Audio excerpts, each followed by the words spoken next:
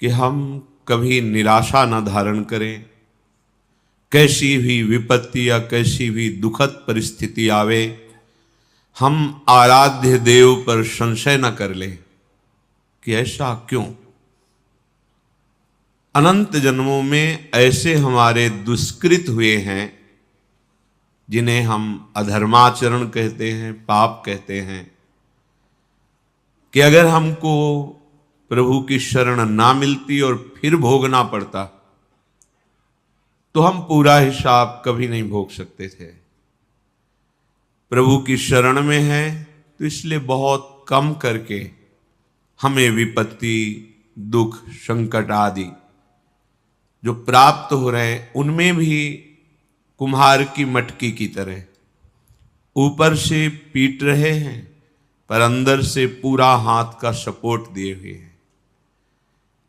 हमारे जीवन में यदि हम शरणागत हैं हृदय से, तो जो भी घटना, परिस्थिति, संकट, विपत्ति आती है, हमें निराश नहीं होना।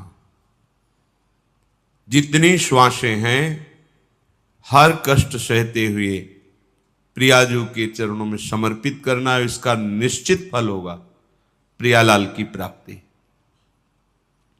ये आसुरी बुद्धि हमें प्रभु के शरणागत होने में बाधा पहुंचाती है।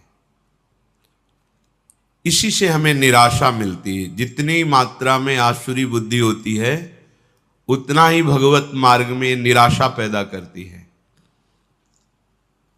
और जिनके संपूर्णतया आसुरी बुद्धि का ही प्रकाश होता है उनको तो मार्ग ही समझ में नहीं आता है। आनंद का मार्ग भी उन्हें महान क्लेश और अशांति का मार्ग लगता है। किसी विपत्ति घटना में बहुत बड़ा मंगल विधान प्रभु का छुपा होता है।